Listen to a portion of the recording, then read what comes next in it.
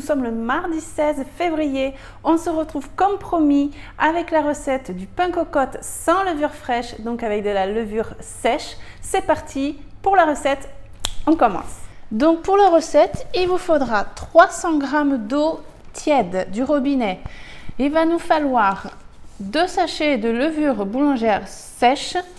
Je choisis celle-ci de la marque Francine où c'est la levure instantanée. Ensuite, il nous faut 510 g de farine au total.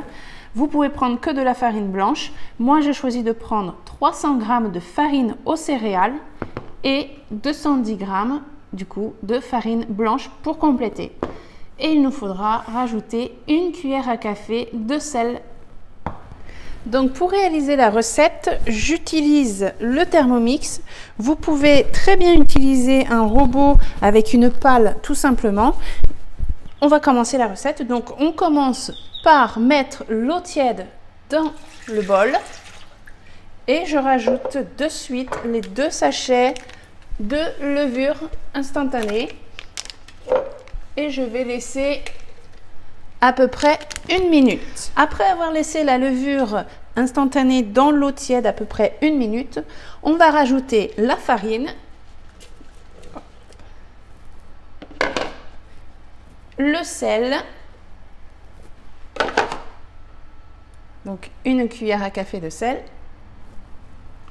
et ensuite on va programmer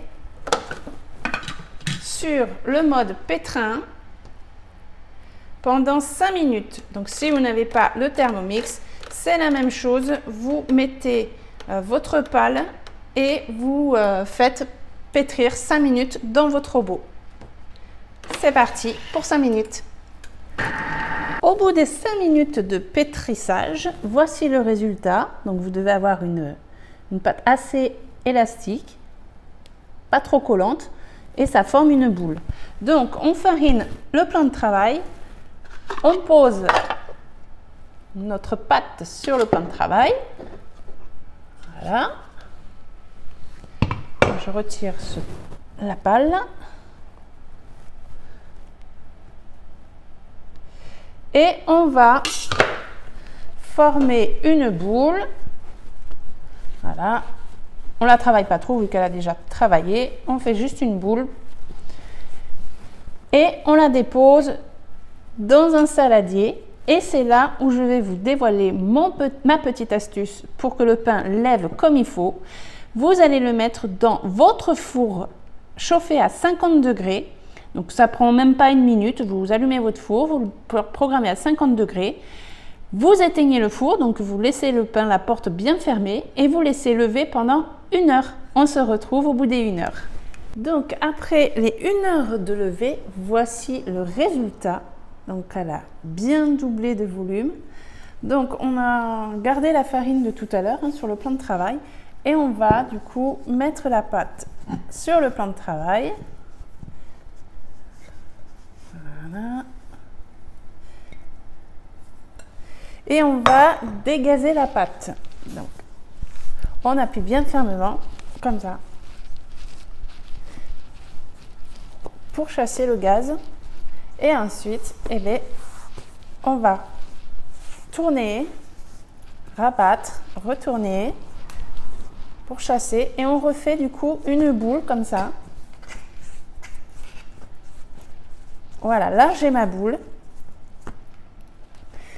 On va la placer dans la cocotte. Donc voici ma cocotte.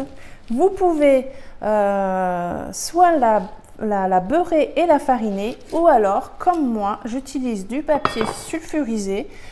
Je l'ai déjà utilisé pour faire du pain précédemment, je peux encore l'utiliser donc je ne l'ai pas jeté, je réutilise ma pâte et je place ma pâte dans la cocotte. Une fois que vous avez placé la pâte dans votre cocotte, moi j'utilise un ciseau puisque je n'ai pas de lame pour inciser le pain qui est forcément meilleur, mais j'utilise un ciseau, ça me va très bien. Donc je fais quelques entailles, voilà, et ensuite je vais prendre un peu d'eau avec un pinceau et je vais badigeonner le pain pour l'humidifier.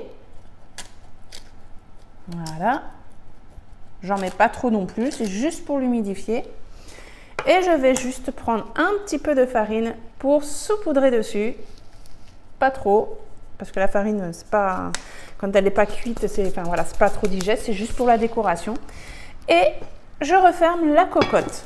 Je vais le placer dans le four sans le préchauffer pendant 1 heure à 240 degrés. Voici le résultat à la sortie du four. Comme vous voyez, le pain a bien gonflé. Il est bien croustillant, il est très chaud, donc je vais le poser sur une grille. Ensuite, on va le laisser refroidir un peu et je vous couperai une tranche pour vous montrer le résultat. Le voici tranché, donc il est encore un peu chaud, donc il est super, vous voyez, ça fume encore. Et là, je vais vous faire écouter le bruit. Il croustille, il est moelleux. Franchement, essayez, c'est l'adopter. Voilà, j'espère que la recette vous a plu. Comme vous voyez, c'est une recette du coup où on n'a pas besoin d'avoir de levure fraîche de chez nous, donc on n'a pas le risque de gâcher parce qu'il nous faut qu'une certaine quantité, et si on ne veut pas refaire du pain le lendemain parce qu'on a encore du pain, enfin la levure s'abîme très vite. Donc moi cette astuce je la trouve plutôt bien, moi elle me convient. Si vous voulez la tenter, tentez-la, vous verrez, vous ne serez pas déçus. Moi, je ne vois aucune différence. Le pain est très bien levé, il est croustillant et ici, on l'adore. Merci à tous d'avoir regardé la vidéo. À bientôt. Ciao.